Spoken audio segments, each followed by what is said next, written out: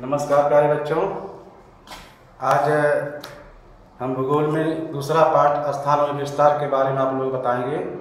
इससे पहले आप लोगों को जो है पहला पाठ क्षेत्र अध्ययन के बारे में बताया गया कि क्षेत्र अध्ययन की क्या आवश्यकता है, क्षेत्र अध्ययन क्या उद्देश्य है, क्षेत्र अध्ययन से कहते हैं। क्षेत्र अध्ययन जाते समय किन किन सामग्री को साथ में लेके जाना पड़ता है और उसके बाद क्षेत्र अध्ययन करने के बाद उसका जो वृत्तांत लेखन है उसके बारे में आप लोगों को बताया और वृत्तांत लेखन का एक उदाहरण आप लोगों को दिया और उसके साथ एक मौखिक उदाहरण आप लोगों को दिया। आज जो है हमारे दूसरा पाठ हमारा जो है वह स्थान एवं विस्तार है भूगोल का। और भारत और ब्राज़ील दो देशों को जोड़ दिया गया है 10वीं कक्षा में, क्योंकि दोनों जो है हमारा जो भारत और ब्राज़ील दोनों की समस्याएं एक समान हैं और दोनों ही जो है विकासशील राष्ट्र हैं और बहुत सारी जो है दोनों की एक समानताएं आपस में मिलती हैं। इसके लिए जो है कक्षा 10वीं में ब्राज़ील को भी भारत के साथ जो है जोड़ दिया गया है। तो प्यारे बच्चों, आइए हम लोग देखते हैं ब्लैक बोर्ड के माध्यम से। सबसे पहला है कि भूगोल विषय के अध्ययन के लिए आवश्यक क्षमताएं। भूगोल विषय के अध्ययन के लिए आवश्यक है क्षमताएं। भूगोल विषय को अच्छी तरह समझने के लिए निम्नलिखित क्षमताएं आत्मसात करनी होंगी। पहला है निरीक्षण, वर्गीकरण, अंतर, तुलना, मानचित्र पढ़ना, मूल्यमापन, विश्लेषण, निष्कर्ष, प्रस्तुतीकरण, आलोचनात्मक विचार। ये 10 मुद्दे हैं। इन 10 मुद्दों पर जो है भूगोल को अच्छी तरह समझने के लिए इसको जानना बहुत जरूरी होता है। सबसे पहले जो होता है बताया मैं आपको, निरीक्षण करना है। निरीक्षण के बाद वर्गीकरण करना है। वर्गीकरण के बाद अंतर, जिससे अंतर स्पष्ट करना होता है। चौथा है तुलना, किसी दो स्थानों की तुलनात्मक अध्ययन कैसे करेंगे, जैसे भारत और ब्राज़ील का तुलनात्मक अध्ययन करना है हमको, तो उसके लिए तुलना बहुत जरूरी है। उसके साथ मानचित्र, क्योंकि भूगोल का अध्ययन कर रहे हैं तो मानचित्र बहुत जरूरी होता है। बिना मानचित्र के लिए भूगोल जो है अधूरा होता है। मानचित्र के माध्यम से हमको बहुत सारी जानकारी प्राप्त होती है कि कौन सा देश किस महाद्वीप में है, किस अक्षांश और देशांतर रेखा के मध्य में है, इसको जानना बहुत जरूरी होता है। उसके बाद मूल्यमापन होता है। 7वां है विश्लेषण, 8वां है निष्कर्ष, 9वां है प्रस्तुतीकरण, कैसे प्रस्तुत किया जाता है, और 10वां आलोचनात्मक विचार होता है कि क्या उसका विचार है। उस पाठ पढ़ने के बाद उसमें हमें क्या विचार मिला, कैसा आलोचनात्मक विचार हमको पढ़ने को मिला। तो सबसे पहले यहाँ पर हम जब दूसरा पाठ जब खोलेंगे तो वहाँ पर 2 देशों के ध्वज दिए गए हैं, भारत का और ब्राज़ील का। दोनों में संकेत दिया गया है। संकेत हम लोग समझेंगे क्या क्या है। तो संकेत में पहले दिया गया है कि विश्व में जनसंख्या के आधार पर सबसे बड़ा देश, विश्व में जनसंख्या के आधार पर सबसे बड़ा देश। और दूसरा है विश्व में यह देश मसालों के लिए प्रसिद्ध है। इस देश में क्रिकेट लोकप्रिय है। इस देश का क्षेत्रफल 32,87,263 वर्ग किलोमीटर है और इस देश की मुद्रा रुपया है। इस देश की राजधानी नई दिल्ली है। ये भारत का संकेत है, ये भारत की विशेषता है कि विश्व में जनसंख्या के आधार पर सबसे बड़ा देश चीन है। उसके बाद दूसरा जो है सबसे बड़ा देश हमारा देश भारत है। और दूसरा पॉइंट है यहाँ पर, हमारे देश जो है मसालों के लिए प्रसिद्ध है। मसालों की जो खेती हमारे देश में बड़े पैमाने पर होती है। और तीसरा पॉइंट दिया है कि यहाँ का जो है लोकप्रिय खेल क्रिकेट है। चौथा पॉइंट दिया है इसका जो क्षेत्रफल है हमारे देश का है 32,87,263 वर्ग किलोमीटर है, पूरा क्षेत्रफल देश का। और अगला पॉइंट दिया है कि इस देश की मुद्रा जो है रुपया है। और लास्ट पॉइंट है कि इस देश की राजधानी नई दिल्ली है। माने संकेत है। और उसके साथ साथ जब हम लोग चलेंगे आगे देखते हैं ब्राज़ील का हमको ध्वज मिलेगा। वहां पर क्या दिया है, इस देश सांबा नृत्य के लिए प्रसिद्ध है। दूसरा है इस देश को विश्व कॉफी पार्ट कहा जाता है। तीसरा है इस देश में फुटबॉल लोकप्रिय है। चौथा है इस देश का क्षेत्रफल 85,14,877 वर्ग किलोमीटर है। इस देश की मुद्रा रियाल है और इस देश की राजधानी ब्रासीलिया है। प्यारे बच्चों, सांबा नृत्य यहाँ का फेमस है। और जो कॉफी पाट, विश्व में जो सबसे अधिक कॉफी का उत्पादन ब्राजीलिया में होता है और इसके लिए इसके ब्राज़ील को विश्व का फ्री पार्ट कहा जाता है। और तीसरा पॉइंट यह है कि इस देश में जो है फुटबॉल लोकप्रिय खेल है। जैसे हमारे देश में लोग क्रिकेट खेलते हैं तो वहाँ पर फुटबॉल जो है लोग खेलते हैं, फुटबॉल वहाँ का लोकप्रिय खेल है। चौथा पॉइंट है इस देश का जो क्षेत्रफल है 85,14,877 वर्ग किलोमीटर है। इस देश की मुद्रा रियाल है और यहाँ की राजधानी जो है ब्रासिलिया है। यह दोनों में जो संकेत है, दोनों में जो संकेत दिया गया है आप लोगों को पहले पेज पर देखेंगे तो यह हमारे संकेत जो है भारत देश का है और दूसरा जो संकेत है यह ब्राजील देश का है। तो प्यारे बच्चों, इसके साथ साथ आगे जब बढ़ेंगे लोग तो भारत और ब्राजील महत्वपूर्ण जानकारी का तुलनात्मक अध्ययन, भारत और ब्राजील महत्वपूर्ण जानकारी का तुलनात्मक अध्ययन। यहाँ दिया है तुलनात्मक घटक, यहाँ दिया है भारत, यहाँ दिया है ब्राजील। तो सबसे पहले हम लोग देखेंगे भारत में शासन प्रणाली 1947 से संसदीय गणतंत्रात्मक प्रणाली हमारे देश में है। 1947 से संसदीय गणतंत्रात्मक प्रणाली हमारे देश में है और वैश्विक जनसंख्या क्रमांक दूसरा है हमारे देश का। नृत्य का प्रकार हमारे देश में कथकली और भरतनाट्यम है, ये भारत का जो है घटक है। उसके बाद ब्राजील में क्या देखते हैं 1985 से राष्ट्रपति नियंत्रित गणतंत्रात्मक प्रणाली यहाँ पर है और जनसंख्या की दृष्टि से इसका स्थान 5वां आता है विश्व में और सांबा यहाँ का प्रमुख जो है नृत्य है। तो प्यारे बच्चों, हमारा देश जो है 1947 में आजाद हुआ, तब से यहाँ से हमारे देश में प्रजातंत्रात्मक जो है शासन प्रणाली है। हमारे देश में इससे पहले अंग्रेजों के अधीन था और ऐसे ही ब्राजील जो है, ब्राजील देश में बहुत समय तक पुर्तगालियों का शासन था। 1985 के बाद से वहाँ पर जो है राष्ट्रपति नियंत्रित जो है गणतंत्रात्मक प्रणाली का लागू की गई। इसके साथ साथ जो है विश्व की जनसंख्या में हमारे देश का दूसरा स्थान है और यहाँ का जो है 5वां स्थान है। नृत्य के प्रकार हम लोग बताए, हमारे देश में जो फेमस नृत्य है वह क्या है भरतनाट्यम और कथकली। और ब्राजील का तुलना करेंगे तो वहाँ का फेमस नृत्य क्या है सांबा है। इसके साथ साथ प्यारे बच्चों लोग देखेंगे स्थान विस्तार तथा सीमाओं का तुलनात्मक अध्ययन। स्थान विस्तार तथा सीमाओं का तुलनात्मक अध्ययन। तुलनात्मक घटक स्थान, भारत का स्थान जो है उत्तर और पूर्वी गोलार्ध में, इसका विस्तार एशिया महाद्वीप के दक्षिण भाग में है।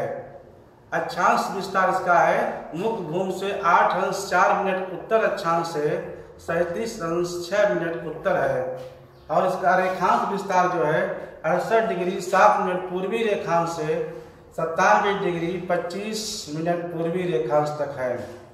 रेखीय स्थिति जो है भारत में कर्क रेखा जाती है, भारत में कर्क रेखा जाती है। इसके साथ साथ ब्राजील की तरफ चलेंगे तो ब्राजील जो है पश्चिमी गोलार्ध, कुछ भाग उत्तरी गोलार्ध में तथा अधिकांश भाग का दक्षिणी गोलार्ध में विस्तार है।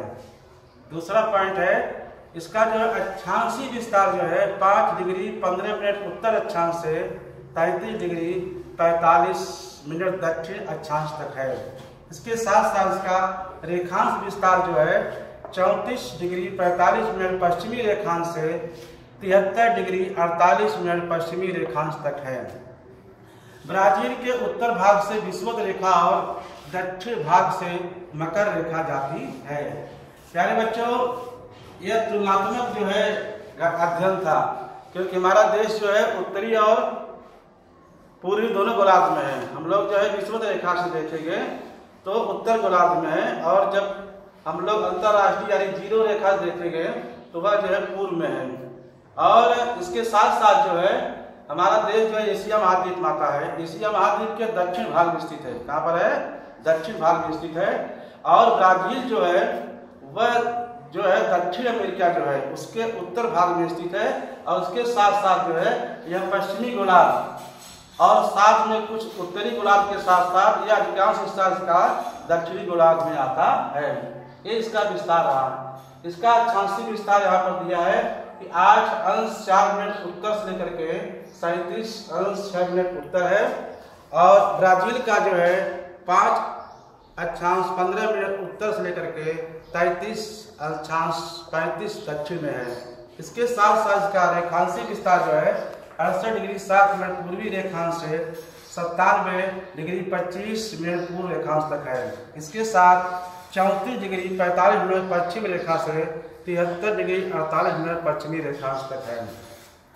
प्यारे बच्चों, अब आइए हम लोग देखते हैं विश्व के मानचित्र में कैसी स्थिति है। हम लोग विश्व के मैप को देखेंगे और वहाँ पर देखेंगे कि भारत और जो है ब्राजील जो है किस दिशा में है और कहाँ पर स्थित है विश्व के मानचित्र में। आप लोग को मैं दिखाना चाहता हूँ विश्व का मानचित्र।